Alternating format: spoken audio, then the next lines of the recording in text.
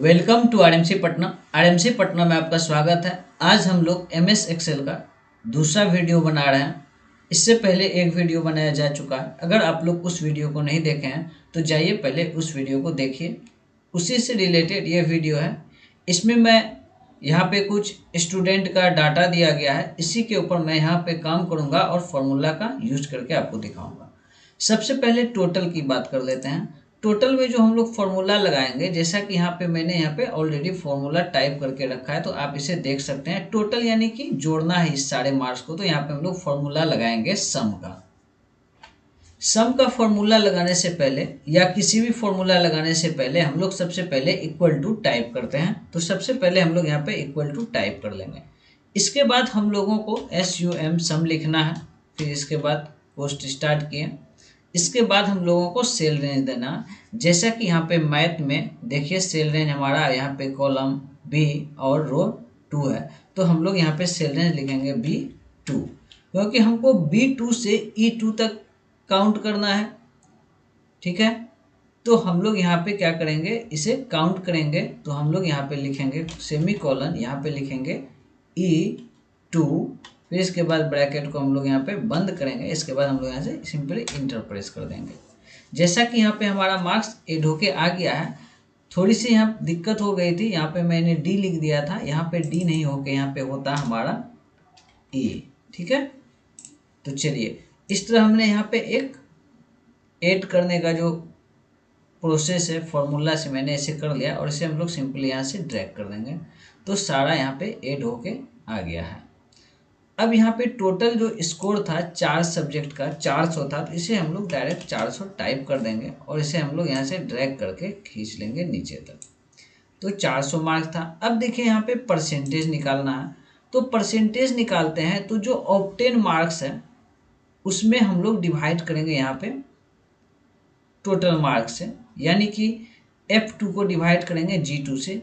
सिर्फ इसमें एक चीज़ों का आप लोगों को ध्यान रखना है। तो परसेंटेज वाले कॉलम में तो हमारे यहाँ पे जो क्विक देख रहे हैं टूल बार है, यहाँ से हम लोग परसेंटेज वाले कॉलम में यहाँ पे परसेंटेज लगा देंगे। तो हम लोग यहाँ पे कुछ भी अगर टाइप करेंगे तो देखिए ये परसेंट के फॉर्म में ऑटोमेटिक आ जाएगा। ठीक है, तो हम लोग इसमें चाहे तो कुछ भी टाइप करेंगे तो परसेंटेज के फॉर्म में ऑटोमेटिक आ जाएगा। बस इसमें ध्यान रखना है कि हमारा सेल जो है इस पर क्लिक होना चाहिए। नहीं अगर क्लिक करेंगे तो हम लोगों का परसेंटेज का भी सिंबल लगाना पड़ेगा। तो हम लोग परसेंटेज का सिंबल यहाँ नहीं लगा करके अगर हम लोग इसी में परसेंटेज क्लिक कर देते हैं तो जैसा कि हम टाइप करते हैं तो देखिए ऑटोमेटिक आ जा रहा है। बस इसी में हम लोग इस तरह से इसे कर सकते हैं। ठीक है, तो चलिए हम लोग इसे फॉर्मूला यूज करके दिखाते हैं। तो फॉर्मूला में हम लोग यहाँ पे यूज करेंगे इक्वल टू ऑब्टेन मार्क्स कितना है 328 है, बट्टा का साइन लगाएंगे। इसके बाद ये कॉलम को हम लोग सिलेक्ट करेंगे, इंटर प्रेस करेंगे। देखिए यहाँ पे 82% मार्क्स यहाँ पे सिंपली आ गया है। तो हम लोग इसे नीचे ड्रैग कर देंगे तो ये सारा फॉर्मूला हम लोगों का इसमें अप्लाई हो जाएगा। हम लोगों का यहाँ पे फॉर्मूला अप्लाई हो चुका है परसेंटेज में, लेकिन हम चाहते हैं कि एकदम एक्चुअल परसेंट यहाँ पे निकले, यानी कि डेसिमल वाले फॉर्म बेस में भी लग जाए। तो हम लोग यहाँ देखिए डेसिमल वाले फॉर्म पे क्लिक करेंगे तो यहाँ पे एक एक्चुअल परसेंट हमारे सामने निकल के आ गया है। तो आप लोग इस तरह से एक्चुअल परसेंट भी निकाल सकते हैं यहाँ पे डेसिमल वाले कॉन्सेप्ट को लगा के। अब देखिए हमें ग्रेडिंग करनी है, तो हम ग्रेडिंग करें तो ग्रेडिंग करने में बस ध्यान रखना है, ये एक कंडीशनल कमांड है जो हम लोगों का इफ से स्टार्ट होता है। जैसा कि हमने यहाँ पे ये कोड जो अप्लाई होगा यहाँ पे फॉर्मूला इसे लिख के रखा है ताकि आप इसे अच्छे से समझ जाएं। तो हम लोग पहले यहाँ पे लगाएंगे इक्वल टू और इसके बाद लगाएंगे हम लोग इफ, यानी कि एक कंडीशन को हम लोग यहाँ पे ओपन कर रहे हैं। इसके बाद हम लोग ब्रैकेट को ओपन करेंगे। इसके बाद जो लगाना है हम लोगों को परसेंटेज के ऊपर लगाना है। तो परसेंटेज के ऊपर क्राइटेरिया होता है उसे हम लोग लिखेंगे। तो हम लोग यहाँ से सेल रेंज को टाइप कर देंगे। सेल रेंज टाइप करेंगे या माउस से क्लिक कर देंगे। फिर यहाँ पे हम लोग लगाएंगे साइन ग्रेटर देन का। इसके बाद हम लोग यहाँ पे दे रहे हैं 70%, यानी कि 70%। ठीक है, 70% मैंने यहाँ पे टाइप कर दिया। फिर इसके बाद हम लोग यहाँ से कोमा लगाते हैं। कोमा लगाने के बाद हम लोग यहाँ पे क्या करेंगे, ग्रेडिंग करेंगे कि अगर 70% या उससे ऊपर आए तो कौन सा ग्रेड मिलना चाहिए। तो हम चाहते हैं कि वो ग्रेड ए मिले, तो हम लोग इसे इन्वर्टेड कोमा के अंदर डबल ए को टाइप करेंगे।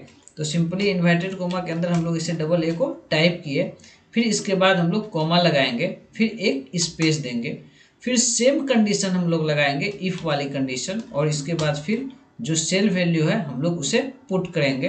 तो H2 वैल्यू है तो इसे पुट किए हम लोगों ने। फिर इसके बाद हम लोग यहाँ पे लगा देना है ग्रेटर देन का साइन। फिर इसके बाद हम लोग यहाँ पे लिखेंगे 60%, तो हम लोगों ने यहाँ पे लिख लिया 60%। इसके बाद कोमा लगाया, इसके बाद फिर हम लोग यहाँ पे लगाएंगे कोट के अंदर ग्रेड बी। मैंने यहाँ पे ग्रेड बी लगा दिया है, ठीक है। 1 मिनट, थोड़ी सी पूरी ग्रेड नहीं लग पाई इसमें, तो फिर से मैं इसमें लगाता हूँ ग्रेड। तो क्लिक किया, ठीक है, तो ग्रेड बी लग गया, ठीक है। फिर ग्रेड बी के बाद हम लोग क्या करेंगे, फिर से एक कोमा लगाएंगे, फिर इसे ब्लॉक करेंगे, फिर इसके बाद हम लोग लगाएंगे इफ़, फिर पोस्ट ओपन करेंगे, ठीक है। फिर इसके बाद हम लोग यहाँ पे देंगे रेंज H2, फिर ग्रेटर देन देने के बाद हम लोग यहाँ 60 लगा दिए हैं, तो अब लगाएंगे हम लोग 50%, ठीक है। 50% लगाया मैंने यहाँ पे, फिर कोट बंद किया। इसको ग्रेड कौन सा देना है, सी, तो मैंने यहाँ सी टाइप कर दिया। फिर इसके बाद एक स्पेस दिया, फिर इफ़ मैंने किया, एक कंडीशन ओपन कर रहा हूँ। अब इसके बाद देखिए मैंने फिर यहाँ से सेल रेंज टाइप कर दिया H2, फिर ग्रेटर देन 40% कर दे रहा हूँ, 40% है। 40% के बाद फिर मैंने यहाँ से कोमा लगाया, फिर मैंने कोट के अंदर लिख दिया डी, यानी कि ग्रेड डी।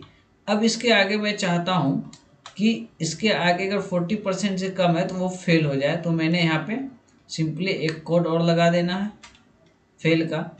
बस आपको अब ध्यान रखना है कि आपने यहाँ पे जितनी कोस्ट ओपन किया, छोटी कोस्ट 1 2 3 4, तो आप लास्ट में 4 कोस्ट को बंद करेंगे। 4 कोस्ट बंद करने के बाद इंटर प्रेस कर देंगे। तो यहाँ पे हम लोगों का ग्रेड लग चुका है, तो फिर इसे हम लोग सिंपली यहाँ से ड्रैग कर लेंगे।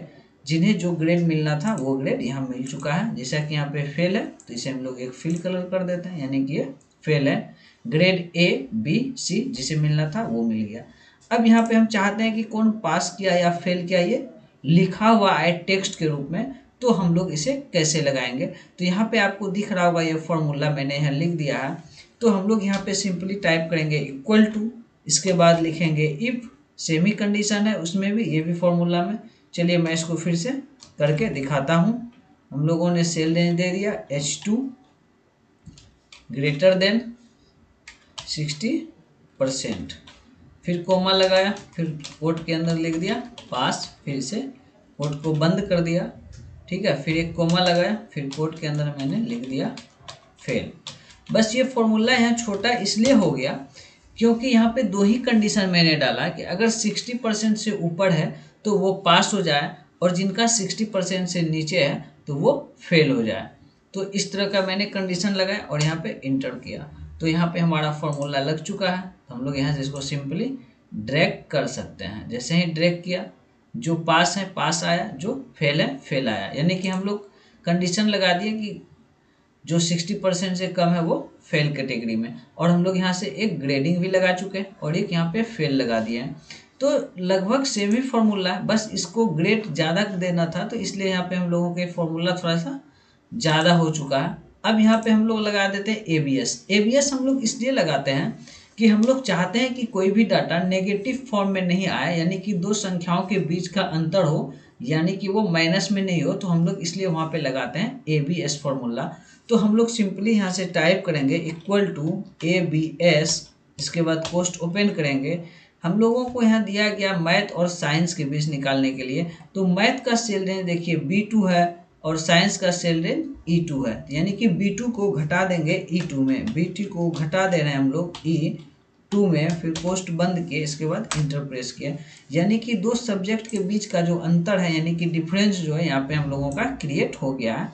फिर सिंपली इसे हम लोग ड्रैग कर देंगे।